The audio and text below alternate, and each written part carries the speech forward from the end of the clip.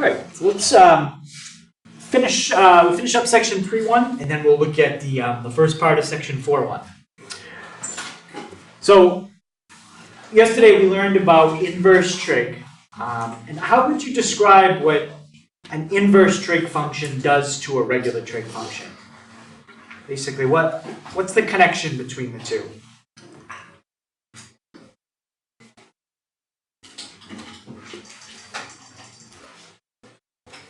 Well, Max, think you could explain what the connection is after 70 minutes of my expert tutelage yesterday? The opposite of each other. Yeah, they're really like they're opposite operations, right? It's kind of like squaring and square rooting. They cancel each other out, right? If you type in, actually, it's probably gonna be easier to see on this one. If I type in the square root of 8 and then I square it, what am I going to get?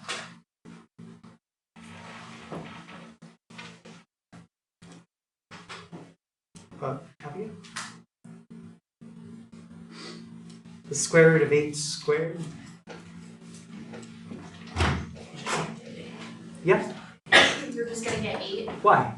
Because the square root, it counteracts the square root symbol. Yeah. Remember, square root and square are opposites. What if I type in 6 plus 2 minus 2? What am I going to get there? 6 plus 2 minus 2. They cancel each other out. You just get back what you started with. So what if I type in, let's try like the sine of 30. I get 0.5. What if I do the inverse sine of 0.5? What do I get? 30. It goes right back to the number I started with. Right? So it just cancels it out. Right? So sine and inverse sine cancel each other out. What else cancels out? You want to name two other functions that? Yep. Cosine and inverse cosine. Yep, cosine and inverse cosine. And what other two cancel out? Yeah. Tangent and inverse tangent. Tangent and inverse tangent. Now, we talked a little bit about inverse secant, inverse cosecant, and inverse cotangent. And those cancel too, but we're not really going to focus on those today. So, this is basically saying what I just said, that if you take the inverse sine of the sine of x, the answer that you get is just x. Basically what happens, and don't write this in your notes because this will mess up what you're writing, but this and this cancel each other out. Just like if you write that, this and this cancel each other out, right? And all you're left with is exactly whatever you started with, all right? So what the final answer is just what you started with. Now, what I didn't tell you is they do cancel out, but only if the number you started with is between negative 90 and 90. And that negative 90 and 90 comes from some of the stuff we looked at yesterday. Right, so let's try an example. I'm going to take the inverse sine of the sine of 75. Okay, so what I typed in is exactly the same setup as that. I just let x be 75. What's going to happen when I hit enter? I'm just going to get 75 because I picked a number that was between negative 90 and 90. Right? If I did negative 18, what am I going to get when I hit enter now? Negative 18. Right? They cancel out because I picked a number between negative 90 and 90. Now, let me plug in a number that's not. What's going to happen this time? Let's do 98. That's not between negative 90 and 90. So I'm going to get an answer. But did I get back the same thing that I started with? No.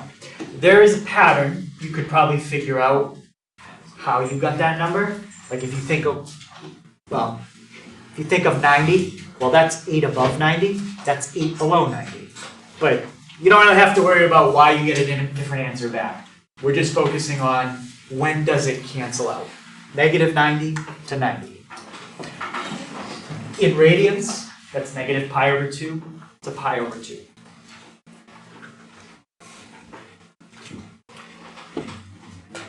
Okay. Now, just to make sure people understand this, if I type in, let's say I have something like this, right? And in that box I put in a 4. Is there any multiplication in that problem? No. No, that's not a multiplication problem. It's just, here's a number, and here is the thing you are doing to that number. You are what's called square rooting the number, right? Same idea here.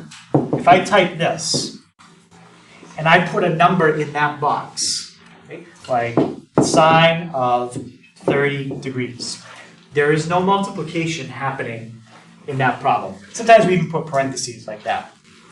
There's no multiplication there. You have this function, and you're just taking the sine of that number, just like you're taking the square root of that number. Think of sine as like a box.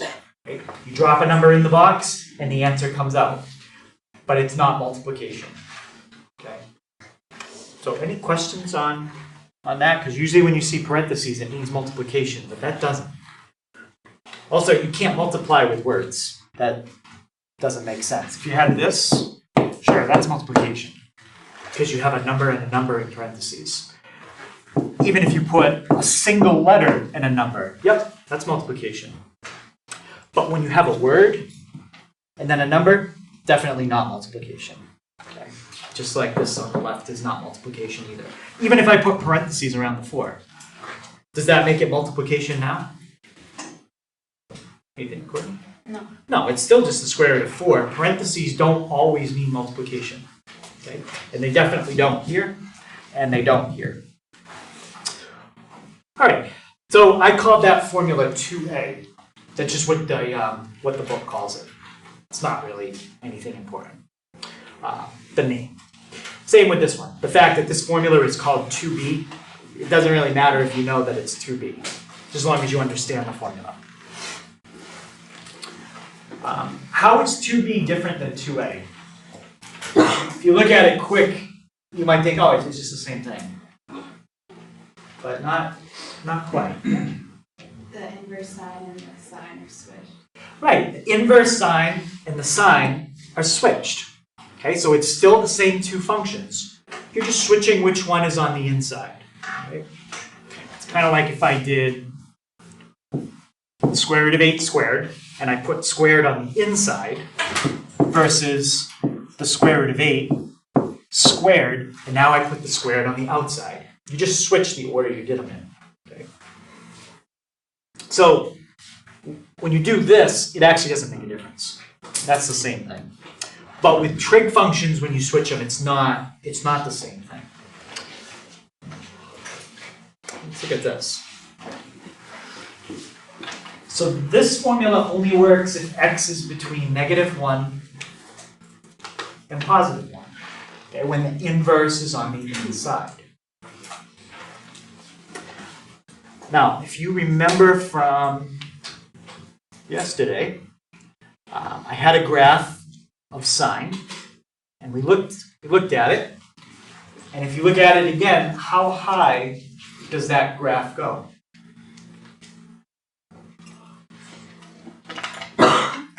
What's the highest? Yeah, Grace? Between +1 and -1. Okay, so the highest it goes is 1, and the lowest it goes is -1.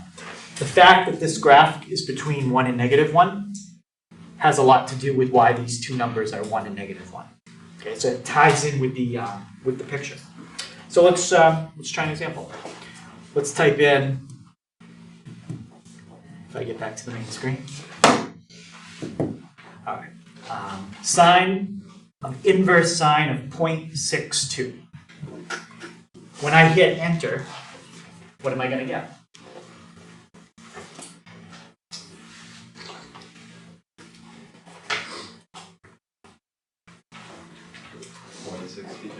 .62. Right? So what's happening? Inverse sine, regular sine, they're canceling each other out, and the answer that you get is whatever number you started with when you typed in. Right? Again, don't cross it out in your notes so you can still read it. Well, let's hit enter and just double check. Okay, so we get 0.62. We get exactly the same thing. Now, what did I just say this number had to be between? I just covered it up on accident, but negative 1 and 1. So let's try a number that's not negative 1 to 1. Let's try like 1.62. This time when you hit enter, you don't get a different answer back. You don't even get an answer. Okay, you can't do that. And the reason you can't do that is because, let's go like this. I have the graph of sine, and I'm going to put the number 1.62. Tell me where those two graphs cross each other. They don't. That's why you can't do that. Right? When you try to take the sine of the inverse sine of 1.62, another way of thinking about it is you're asking the question where these two graphs cross each other. They don't. So that's why you can't do it. Now, if I bring that down a little bit, I forget what the other one I did. I think it was 0.62. Watch what happens this time. When I do 0.62, does the line cross the wave this time? Yeah. Yes. How many times? 3. Well, pretend like it went on forever. Because I see 5 just on that screen, but it really crosses at how many? Infinite, right? That's the problem we ran into yesterday. Which answer are you going to give me? This one, this one, this one? Well, if you block off everything except negative 90 to 90, okay, like we did, see if I can get that there. Just kind of block off everything to the left and then everything to the right, and just focus on that section in the middle. That's why we get that one answer, and that negative 90 to 90 is exactly where this negative 90 to 90 comes from. So it guarantees we only get one answer. Okay. Any questions on those two formulas? All right, so let me show you the kind of question you would see on the test. So it says, is the sine of the inverse sine of pi over 8 equal to pi over 8? So it's a yes or no question. First thing we want to check is when we look at that, does that problem look like formula 2a or 2b? It's 2a. The inverse is on the outside. Regular inside. That's what you have to look at, pi over 8. In formula 2a, Isaiah, what does it say that we're supposed to be between if we're doing radians?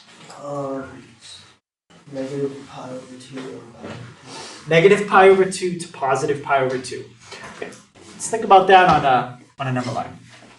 Here's negative pi over 2. Here's 0. Here's positive pi over 2.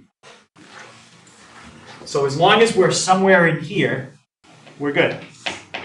If we're not in there, then the answer to this question is no. Okay. Where does pi over 8 fit in on that number line?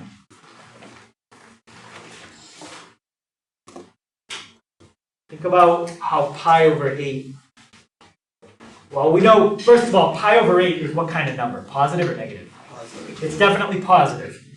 So now, that means it's more than 0. So the question is pi over 8 bigger than pi over 2? Meaning it's out here somewhere? Or is pi over 8 less than pi over 2? Less. It's less, right?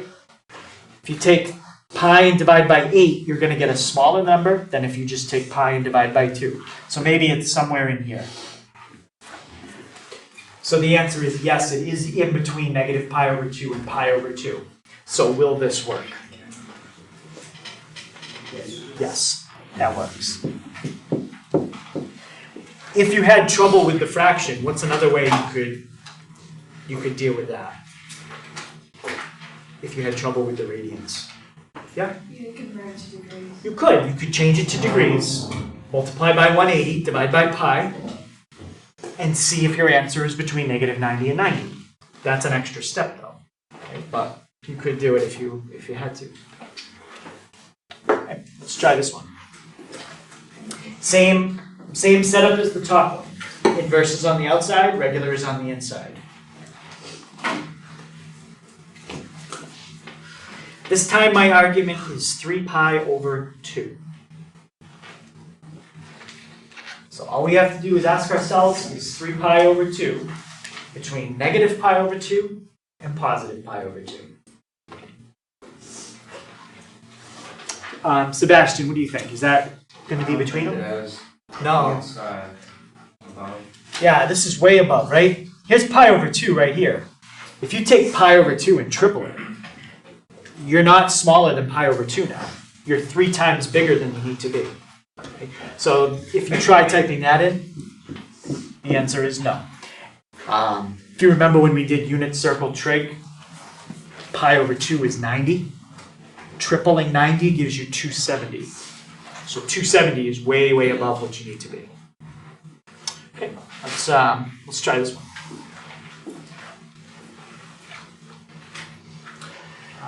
Anthony, what's different about this one compared to the last two? The one, what's the word? It's just sign on the outside instead of the inverse sign or whatever. Yeah, so the sign is on the outside. Yeah. Okay, so sign on the outside. Yeah. Negative 1 to 1. It's formula 2b. Justin, is that one going to work? No. No, and this is the one that if you tried typing it in, you wouldn't even get an answer back. So, nope. And this one? Inverse sine of 0.6. What do we think? Is that one going to work? Yeah. Yeah. Sometimes in my head I think of the graph and I say, okay, if I put a line at 0.6, would it hit it? Yeah, because it's less than 1. Right? It would definitely hit it. So the answer here is yes. Now, the only other way you could see this kind of question written besides yes, no, is like this. If I erase the word is, you keep it the way it is in your notes though. And I said simplify. And then I put something like this. If I say simplify and then I give you a problem like that, don't write yes. It's like if I ask you what time it is and you say no. It doesn't really help me. So if I say simplify, you actually have to write a number, right? So if the question was written like that, what would your answer be? 0.6. 0.6. Okay, so simplify, write the number as the answer. Don't write yes. Right? If it says this, then yes is perfectly fine. Okay, so there's our two formulas for sine. We get 2 for cosine, 2 for tangent.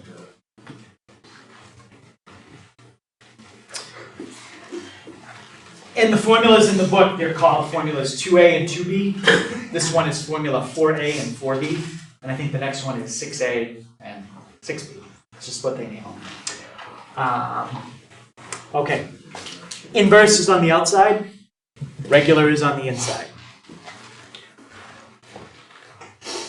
Does anybody remember from yesterday, what do we have to be between with cosine when you think of your angles? It's not negative 90 to 90 now. This one changes a little bit. Yeah, 0 to 180. 0 to 180. Okay. Or in radians, that's 0 to pi.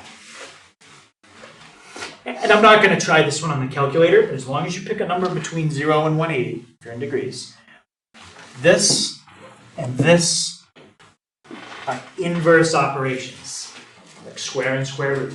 They wipe each other out. And all you're left with is what you typed in to start. Okay, let's look at this one. So just like sine, now the inverse is on the inside, regular cosine's on the outside. These two things will cancel each other out. But again, write it in your notes so you can actually read it. The only thing you're left with is what you started with when you typed it in. Now, does anybody remember if you draw cosine, how high and low that graph went? Think about how the graph of cosine compared to the graph of sine. Just went to 1 is still in. What was it? Just went to 1, right? It went up to 1, and it went down to 0. Zero, 1, 7, 1. Yeah, what? They're like inversely related to where when one is at its maximum or minimum, the other one is hitting 0. So it has the same maximum minimum, just at a different time. It has exactly the same maximum minimum. Yep. So it's still 1 and negative 1. Remember, this is what it looks like. Sine and cosine look exactly the same, except one of them is like slid to the left or to the right of the other a little bit. But other than that, they're the same. They're pretty much the same. Okay. It's still 1 to negative 1, and that's where the 1 to negative 1 comes from.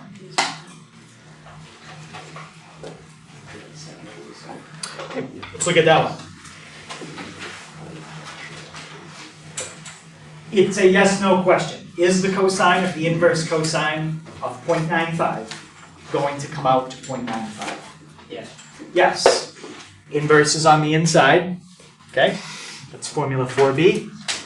I should be between 1 and negative 1, and I am. Yes. Okay. Let's try one the other way. Inverse cosine of 210. Will that equal 210? No. When the inverse is on the outside, you're supposed to be between 0 and 180. This is the one, if you type it in, you will get a different answer back. It won't give you an error. But it's just not, it's not going to give you back the same thing you started with.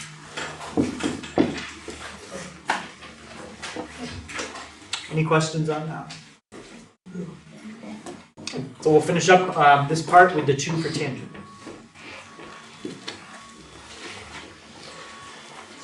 Okay, so again, thinking back to yesterday, what were the angles we had to be between for tangent? Yep.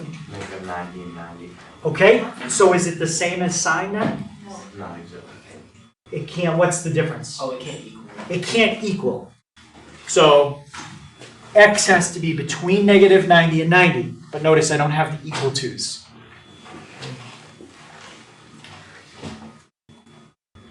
So in this one, if you typed in the inverse tangent of the tangent of 90, it wouldn't work.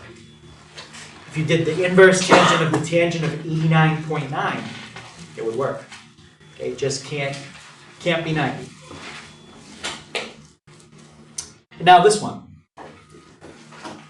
Whenever the inverse is on the inside, you have to think of that picture I showed you yesterday and how high and low it went. Now, was tangent a wave when we graphed it yesterday? No. No, it wasn't a wave. It looked very different. It was like It had the X on line. it. Anybody remember how high and low that one went?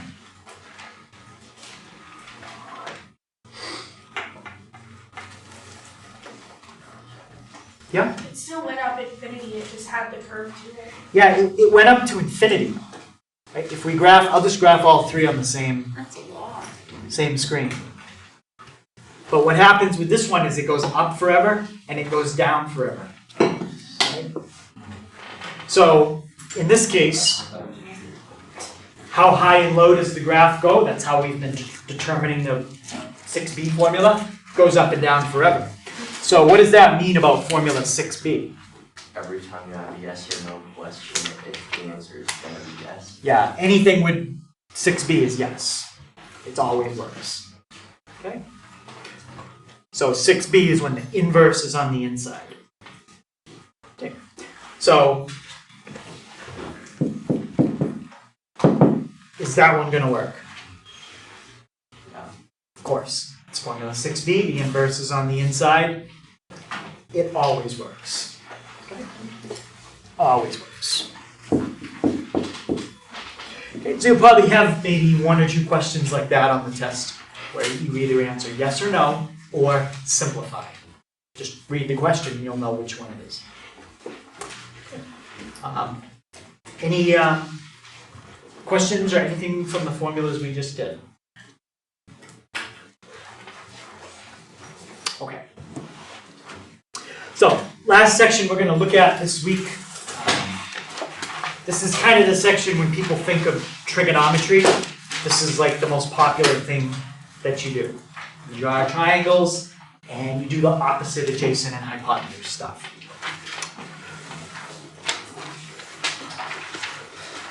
So, this week we're going to do trigonometry with right triangles. 2 weeks from now, we're going to do trigonometry again with non-right triangles. In the middle, we take a little break and we look at graphing. But first, I just want to make sure we know what a right triangle is. Okay, what is a right triangle? Yep. A triangle with a 90-degree angle. Right, it's any triangle that has a 90-degree angle. So every single triangle we're going to be doing this week will have a 90. And for a lot of word problems, if you're trying to connect it to something in real life, 90-degree angles come up a lot. If I want to look at the angle between the wall and the floor here, it's a 90. If you want to look at the angle between your foundation and the ground, it should be a 90. But not everything is a 90. If you've ever heard or you've been or seen like Leaning Tower of Pisa, right? The angle between the tower and the ground is not 90. So if we wanted to do some kind of problem involving that, none of what I'm going to show you this week would work because the tower is not straight. It's leaning.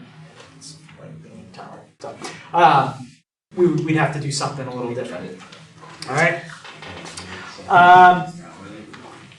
What about in a right triangle? What do you call the longest side? Hypotenuse. The hypotenuse. And what about the two shorter sides? The legs. So you get the hypotenuse is the long side. The two shorter sides are the legs.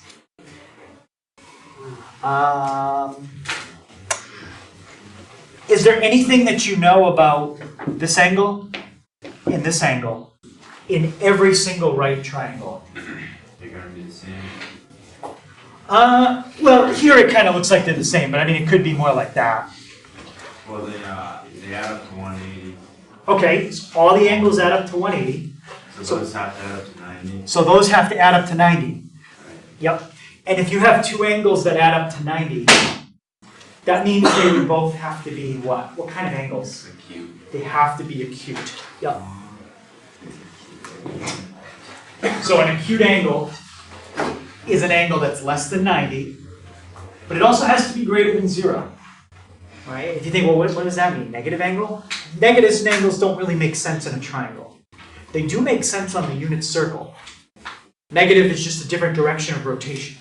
So we do have negative angles, but not when we're dealing with right triangles. Okay. So acute angle, any angle less than 90, but more than 0. If it's exactly 90, that's what I wrote up above. That's a right angle. We're not going to have it in this section, but what about more than 90? It would be obtuse. Okay. When we do non-right triangle trig, like leaning tower kind of problem I explained, we'll have an obtuse angle. What else? There's a theorem that we usually use that relates to three sides. Does anyone remember the name of the theorem you can use with a right triangle? Yeah, the Pythagorean Theorem. Now, when you're dealing with triangles that don't have a 90-degree angle in them, this theorem is gone. It doesn't work anymore. We can tweak it so it does work, and I'll explain what that is when we get to it. But that's a couple weeks away. So, what is the Pythagorean Theorem? Anyone remember what that is? Megan? A squared plus b squared equals c squared. Okay, now can you explain to me what that means? Because in my diagram here, I don't have any A, B's, or C's. So what are A, B, and C's?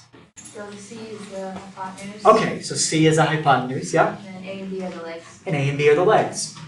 So the Pythagorean theorem basically says, if you take a leg and square it, take the other leg and square it, and add them up, it's equal to the hypotenuse squared. It's a very easy formula to prove. Right? We don't usually prove it in this class, In pre-calc, I prove it. I mean, it literally takes less than 2 minutes. It's not like it's an hour-long thing. It's pretty simple to prove. And I usually prove it by drawing a picture. Like, there's tons and tons of ways to prove it, but the picture, I think, is pretty easy to do.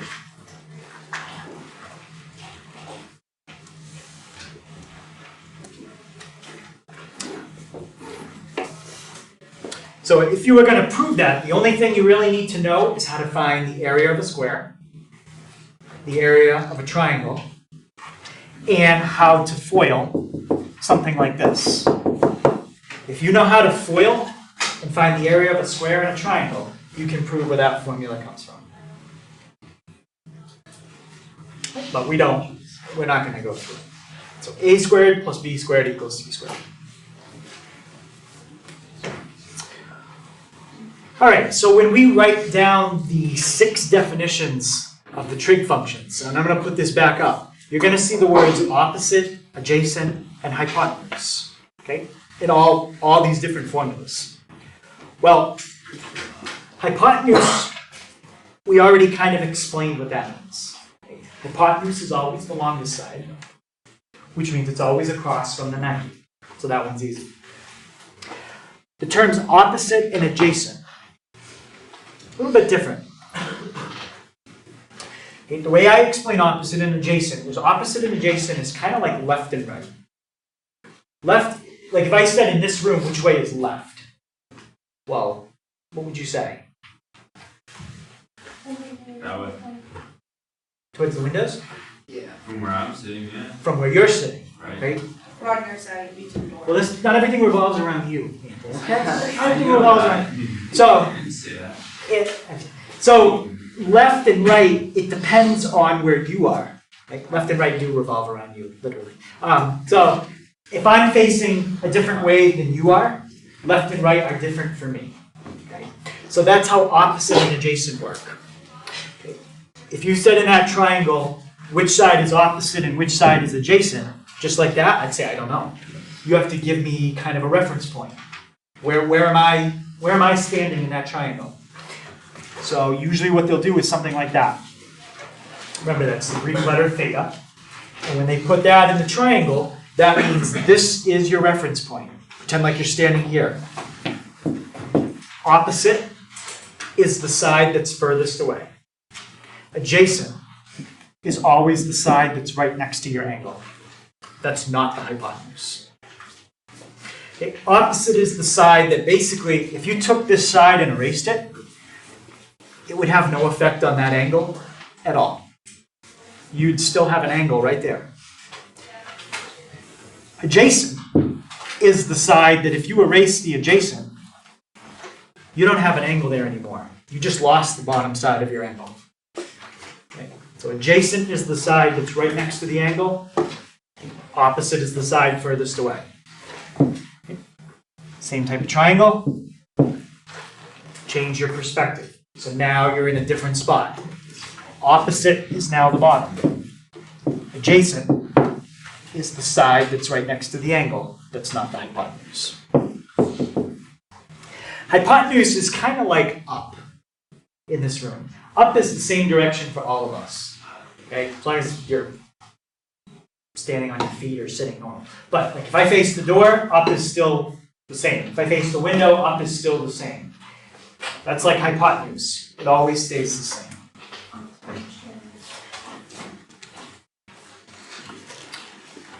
Okay, so if you need to write down, because you're still kind of confused what opposite is the side that is not part of the angle.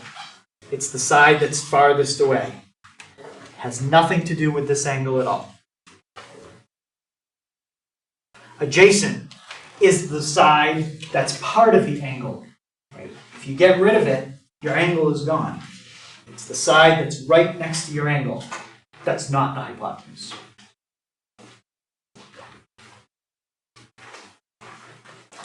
Right, so now when we define the 6 trig functions again, and I say again because we did this last week, sine was y, cosine was x, tangent was y over x.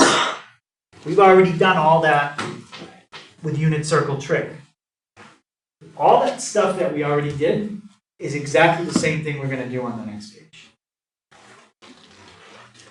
Except instead of calling things y, x, we're going to call them opposite, adjacent. Instead of the hypotenuse always being 1, like it was on a unit circle, we're just going to call it hypotenuse. Maybe it's 1, maybe it's 2, maybe it's 13.7. I don't know. Depends on the problem. But I'll give you the definitions, and then I'll show you how it's exactly the same thing we did last week. I already explained this. Opposite and adjacent are relative, like left and right are to you. Okay. They're relative.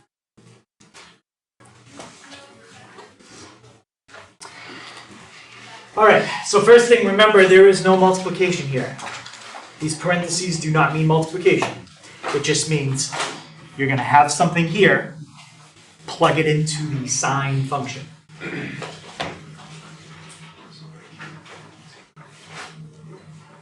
Okay. So let's look at our first three. Okay, sine. All of the trig functions are what we call ratios. A ratio is just a fancy word for a fraction. They're all fractions. What are they fractions or what are they ratios of? Two lengths in a triangle divided. That's what they are. You take the length of one side, you take the length of the other side, and you divide the two. And that's called a trig function. So sine is the length of the opposite side divided by the length of the hypotenuse. Cosine is the length of the adjacent over the length of the hypotenuse. And tangent is the length of the opposite over the length of the adjacent.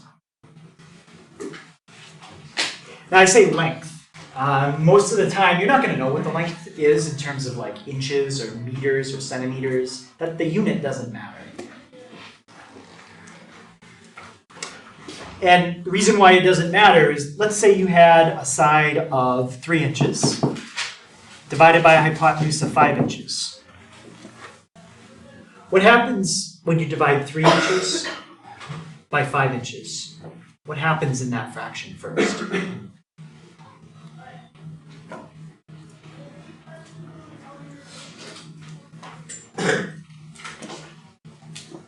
Let's see, like if you wanted to, how would you simplify that? 3 inches divided by 5 inches.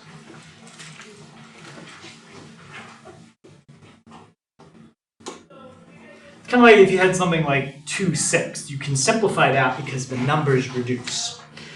You can simplify this, but it's not because the numbers reduce.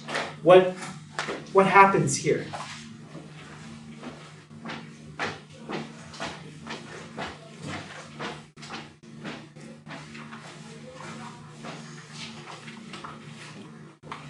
Anthony must know, right? I mean, you could, I hope you know. I feel like would you make it into like, I don't know. Well, think about like if you had this. What do you get when you do x times x? X squared. You get x squared, right? You can combine those, even though you don't know what the number is. You can still combine them because it's like they're like terms. X times x is x squared. Now, what if you had something like x y divided by x z? So you can cross out the x's. Yes, you can cross out the x's because you have the same thing in the top and in the bottom. So really, it's just that. So what's going to happen here? Right, inches is gone, inches is gone. So what are you left with for a label? 3/5. Well, that's the number. 3/5. Yep, 3/5. So what's the label? Oh. Nothing. There is no label. Trig functions don't have any labels at all. They are just numbers. Because if it was inches over inches, it would cancel. If it was feet over feet, it would cancel. There is no label on any of these. It's not a degree, it's not a radian. The answer is just 2 divided by 5, 3 divided by 5. It's just a number. There's no label. All right, and once we had the 3 on the left, what did we have to do last week to get the other 3? Flip them, right? And that's the same thing. So the cosecant is hypotenuse over opposite. Secant, hypotenuse over adjacent. Cotangent, adjacent over opposite.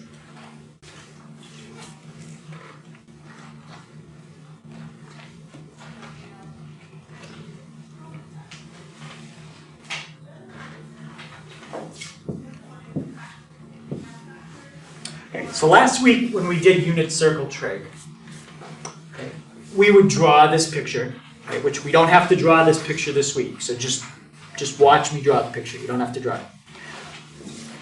Put a point, make a triangle. How long was the hypotenuse in every problem we did last week? Because it was the radius of the circle. Right, this was like a 1. So that's my hypotenuse. This side was x, this side was y. Okay. We have an angle right there. How much is the angle? Last week it could have been any multiple of 30 or 45. If I wanted the tangent of that angle, does anybody remember last week what the definition of tangent was? It had the x's and y's in it. It was y over x. Now, look at that picture. Y is what side using the words that I just taught you in the definitions above? This is opposite. Y is opposite. Because it's farthest away from the angle. What about x? It's adjacent. And look at the definition for tangent. Last week we said it was y over x. Y is opposite. X is adjacent. So now we're saying it's opposite over adjacent. It's the same thing. Instead of calling it a y and an x, we're just going to call it an opposite and adjacent. But it's the same, it's exactly the same thing. Okay. So those are our six trig functions. Okay, so what, let's see again. So what you'll have is a problem like this. They'll give you a picture. It'll usually have 2 out of 3 sides filled in. And it'll ask you to find all 6 trig functions. Now, it's important that they tell you where theta is. If it's up here, it makes a difference than if it's down here. It's like if I said which way in this room is left. That makes a difference, which way you're facing. Okay. Now, before you can do any of those 6, what do you think you have to find first? Okay, I think we have the opposite and adjacent.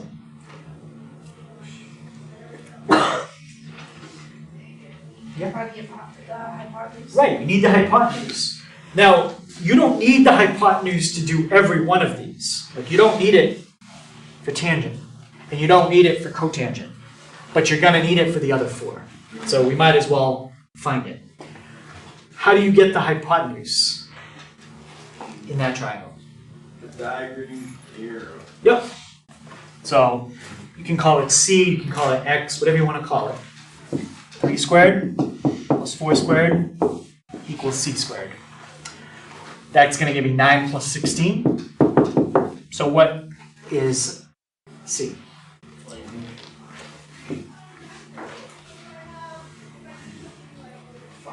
5. All right. So c is 5. Now we can fill it in. Now, a lot of times you don't get a nice answer. Okay, you might get a square root. If you get a square root, we just leave it as a square root. Just leave it. Right. But remember the 2 things you always have to do when you have square roots. 1, if it ends up in the bottom of a fraction, you got to fix it. And that could happen. If your hypotenuse is a square root, it will end up in the bottom of a fraction when you do sine and cosine. So you'd have to fix it, get the square root to the top. And the other thing that can happen is if you had something like the square root of 20, you always need to simplify it as much as you can. Okay? Square root of 20 doesn't come up in this problem. But if it did, we'd have to simplify it. Okay, we've got 3 nice answers. Okay, and by nice, I mean there's no decimal. Does anybody know what that's called? When you get 3 sides that are all nice numbers? Usually doesn't happen like that.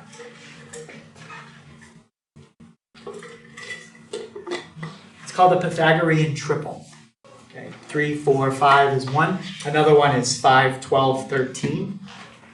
There's an infinite amount. Okay? And Pythagorean triples, you can use them to check, like if a doorway is square. Right? I could check very simple, or if a foundation, like if the house was built square. Right? I've got a doorway, and I want to check, is it perfectly square?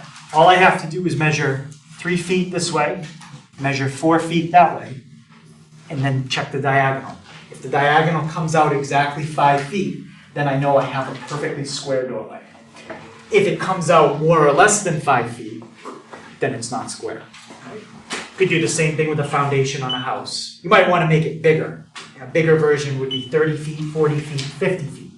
So measure out 30 feet one wall, 50 feet on the other, and then check the diagonal. If it comes out 50, then you know it's a 90. All right, so let's see if we can go through these. So Alyssa, what's my definition of sine?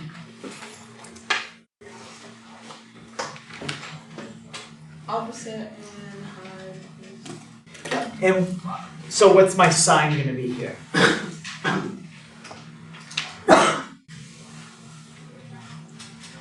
4/5. Yeah, 4 over 5. Andrew, how about my cosine? 3 over 5. Yep, 3 over 5. And Yashira, how about my tangent? 4 over 3. And now, to get the other ones, what do? Flip them. Cosecant, 5/4. Secant, 5/3. Cotangent, 3/4. Now, if you're wondering how big is this angle, like how many degrees is it? Is it 60? 65? 70? How big is it? We could figure that out. Any one of these 6 facts is enough information to tell me how big that angle is. That's what we're going to see tomorrow. Right? And the idea is basically you have to cancel out the sine. So think of how, I've asked that question a lot, what function would get rid of sine, and then you'll have theta equals all by itself. But we'll look at that tomorrow. Okay, I think somebody already said this earlier when I asked about right triangles, but what are complementary angles? What does that mean about them? 0 up to 180. Or, That's supplementary. yeah, those up to 90. Okay. And I think when I had this picture up, somebody told me that these 2 question marked angles had to add up to 90. So complementary angles means they add up to 90. We already kind of answered this question too. But can somebody remind me why the 2 small angles in a right triangle always have to be complementary? Why is that? Yeah. Because it's a right triangle, so there's already a 90-degree angle, and a triangle has to be 180 degrees. Yep. So you've got to add up to 180, and if you use 90 for the right angle, then the other 2 together have to add up to 90 as well. Now, take away the fact that it's a right triangle, and that goes away. Okay, but the 2 small angles in a right triangle will always be complementary. So what I'm getting to here, the last thing, is called the complementary angle theorem. Okay, and that's going to be the last thing. So we know what complementary means. Now we're going to look at what are called cofunctions. All that cofunctions are is it's a special way to pair trig functions. The way you guys paired them on this page, these are what we call reciprocal. You flip one to get the other. So sine and cosecant are reciprocal. Cosine and secant, reciprocal. Tangent and cotangent, reciprocal. Now we're going to pair them up a different way.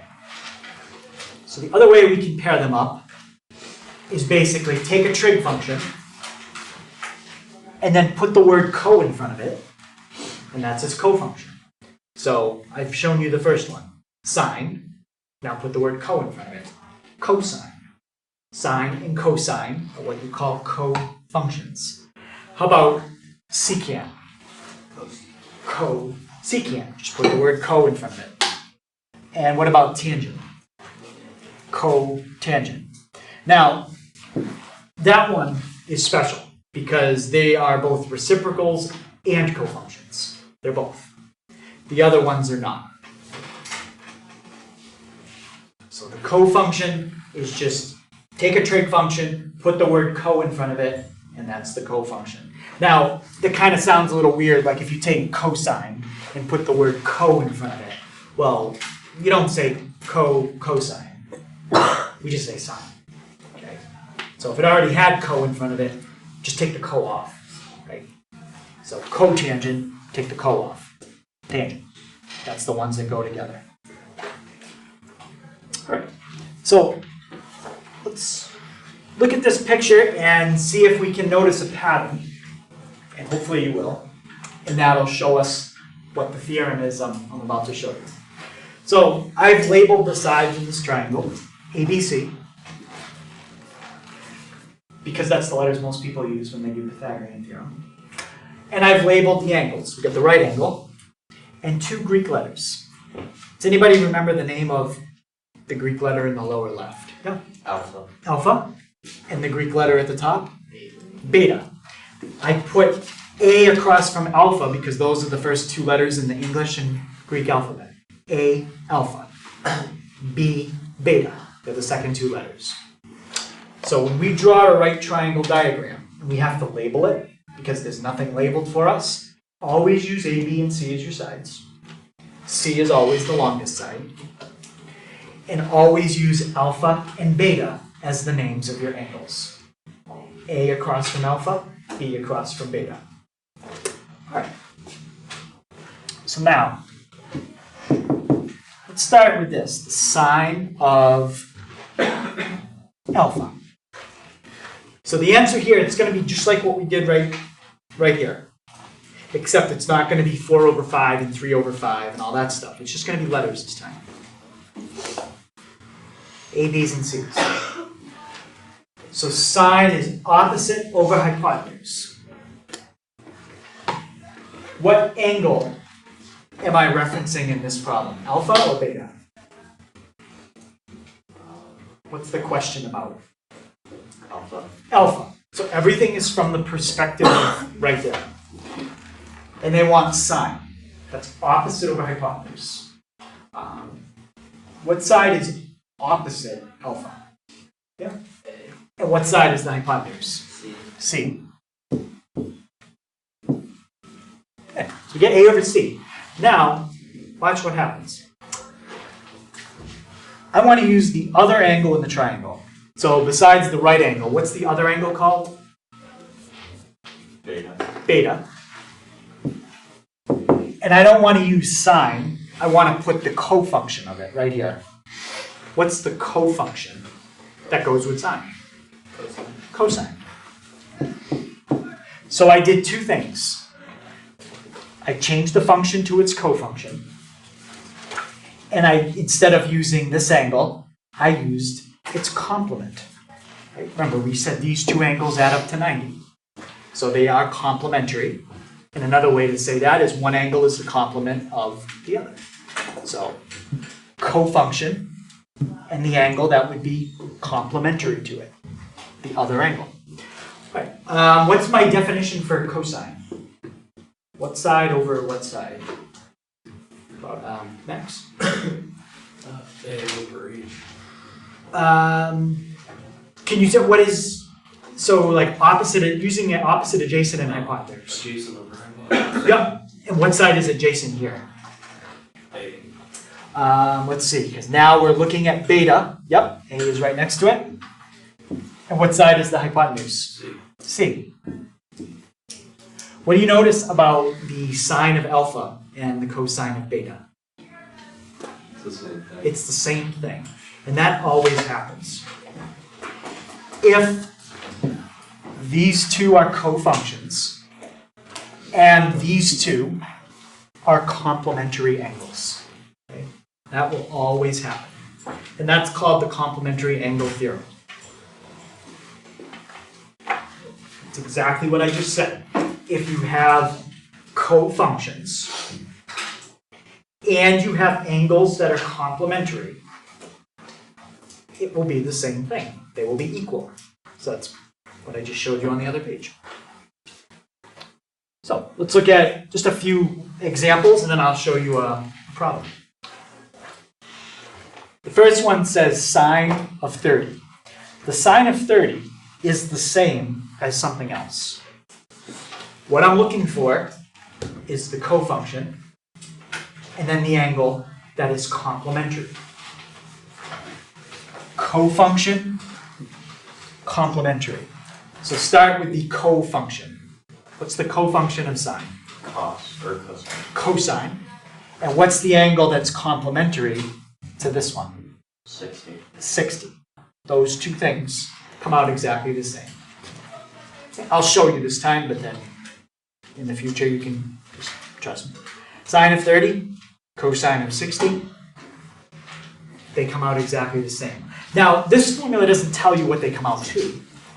There's no way you would know that this comes out to a half, unless you had that one memorized. Okay? Like some of these other ones, I don't know off the top of my head. But all I know is what's on the left, what's on the right is the same. How about the next one? Anyone think they could tell me what the tangent of 15 would be the same as? Yeah? Cotangent Of 75. cotangent of 75. So what is the tangent of 15? I have no idea. What is the cotangent of 75? I still have no idea. All I know is that whatever they are, they're the same. How about the secant of 40? Someone else think they could tell me what that would be the same as? Brandon? The cosecant of 50? Yeah, exactly. Okay. Again, what's the secant of 40? I don't know. What's the cosecant of 50? I have no idea. But I know that whatever they are the same number. Okay. So how does that really help you do a problem? Well, let's look at this one. This says the sine of 15 degrees divided by the cosine of 75. Now, this is set up very special. If I change the 15 degrees to a 14, this wouldn't work. Okay. Or if I change sine to tangent, this wouldn't work. But look at these two. Sine, cosine. What do you call those? Cofunctions. They're cofunctions. And what about 15 and 75? They're complementary. They're complementary. It says that cofunctions of complementary angles are the same. So if what's on the top is exactly the same as what's on the bottom, what would you get when you do that out?